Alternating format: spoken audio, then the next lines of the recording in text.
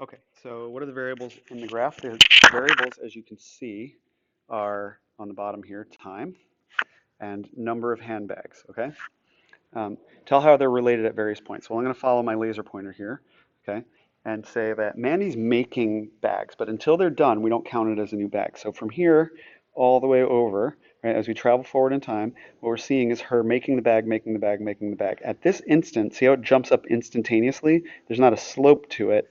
It's like a straight vertical line. That means like we got to this point where she's made a bag. So now she's got one bag and she's got a bag, she's got a bag, she's got a bag. And meanwhile, she's making a second bag here, but we don't count it as a second bag until it's done. Okay, but she must be making it because at this point it's made and it's done.